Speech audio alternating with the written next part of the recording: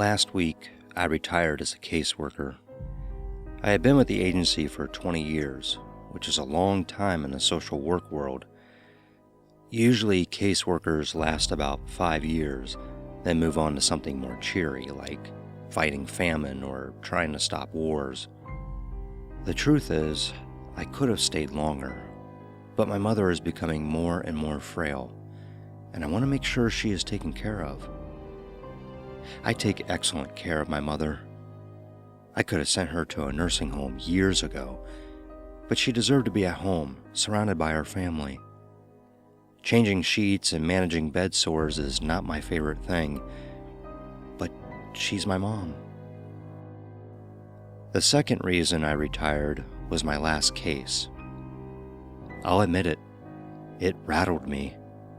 The boy was only 5 years old, and I could already see how the rest of his life was going to play out. He saw them too. Caseworkers who stay are a special breed. You have to be in order to see the things we see. Child abuse is rarely pretty. The hardest thing for me to adjust to when I started, though, were the monsters. To me, they always look like spiders. But it's probably because I was afraid of spiders as a kid. Who even knows what they really look like?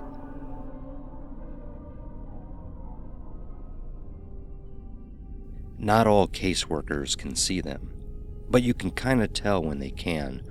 There's a slight recoil when they see one, even after years and years. I'm not sure. I've never asked anyone else about them.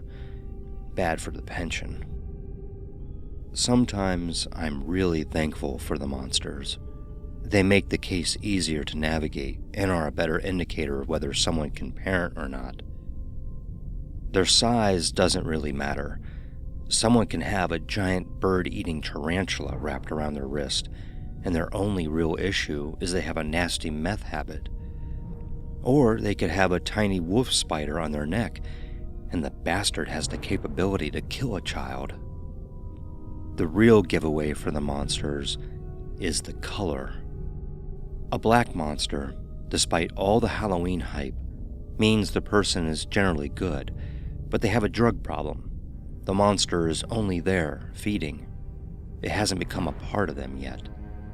For those parents, rehab and job training can usually make a safe home. If everything goes perfectly, the monster is starved of misery, falls off, and dies like a tick. It's pretty rare to have an all-black monster. They're usually modeled with other colors. Green is DV, or domestic violence. The victims are usually fed on by a yellowish-green monster, like an old bruise.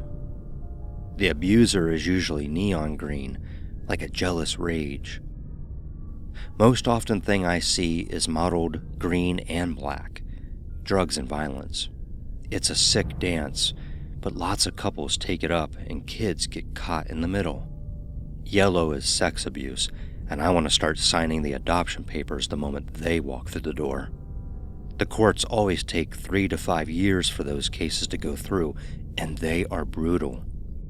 The worst part with those is that the kids always seem to have little yellow monsters scuttling about them, and when they are near their abuser, the two monsters shoot out little webs to each other. I've seen it at court hearings. Red is physical abuse. The brighter the red, the worse the abuse. I had one case where a woman came in with a garden monster on her wrist that glowed like fire just under her skin, like an 8-legged wriggling lump. Eventually, I found out she murdered 3 kids in other states, and she was working on her 4th. She went to prison forever for that. Orange is neglect, which often comes from ignorance or poverty. Those cases are tough because sometimes there isn't really a monster there, just kind of an orange patch of skin. Sometimes the monster is a screwed-up system that denies benefits and then takes kids when a parent can't provide.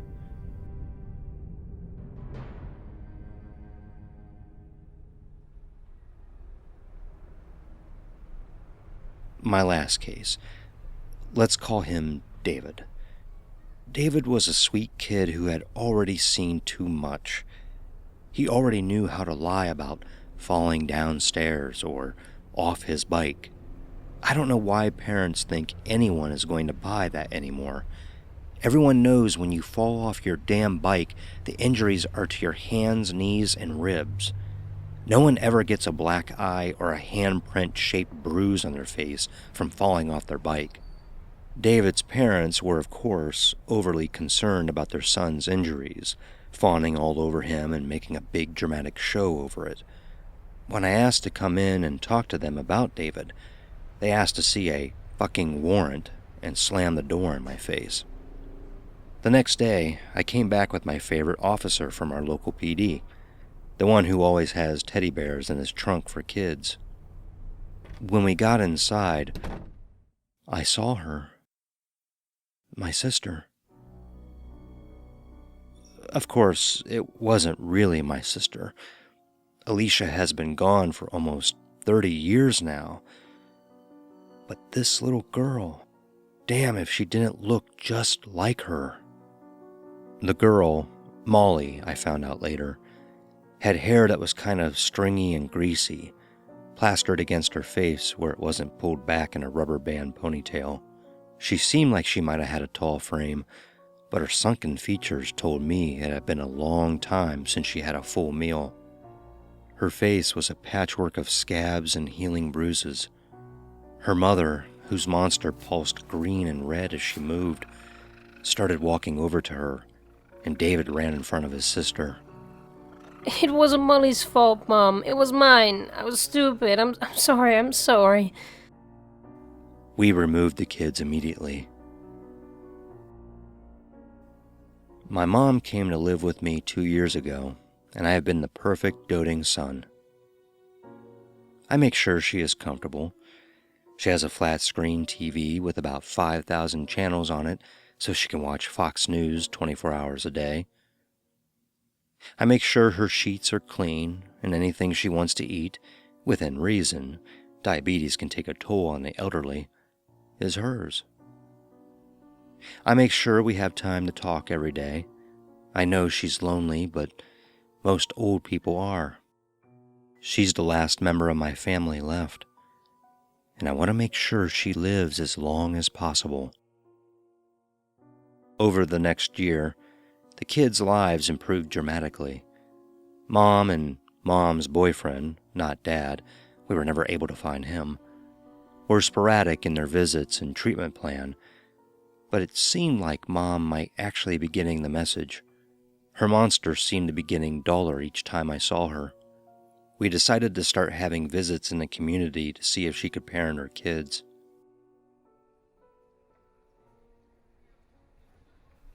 I showed up at the mall to start the visit. Molly saw her mother and ran up to her. David didn't. He started backing up, clinging to my leg. I could feel him shaking. It's red. The rat is red. Then I saw it. The monster, climbing up her arm. A bright red bird eater. I looked at the mother and saw her reach into her purse. Before I even knew what was happening, I had her tackled on the ground, the gun sliding across the waxed floor of the mall foyer. "You bitch!" She screamed at Molly.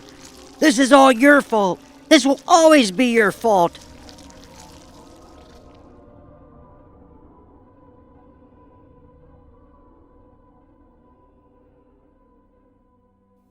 The adoption finalized last week, and the day afterward, I retired. My mother and I had a good talk this evening. Sometimes it almost feels like she's lucid. She kept asking for Alicia. Where is Alicia? Why hasn't Alicia done her chores? She is so lazy. I keep having to remind her that Alicia is gone, that she killed Alicia. I remind her every day she killed her own daughter. I want her to remember every day. I left the food on her table, since she didn't really seem to want to eat. The restraint on her ankle has been rubbing, and now there is a sore. I slid the lock into place and heard the plate hit the wall. She knows the food is drugged, but eventually she'll need to eat. When she's out, I'll be able to change that dressing on her ankle. It's important to me that my mother is comfortable. I closed my eyes and leaned against the door. I remember the last thing the kid said as I dropped him off at his new home. Mr. Gage, you have a red too. It's on your back. I leaned down and bopped him on the nose with my finger and sighed. I know, kid. I know.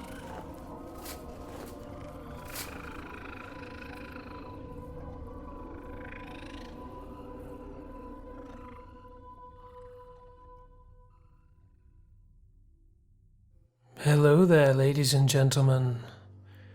You may have noticed that this story was not narrated by me, but rather by my friend, the Phantom Collector from Manor House Productions. If you would like to find out more about this illustrious character, please click here or visit his channel.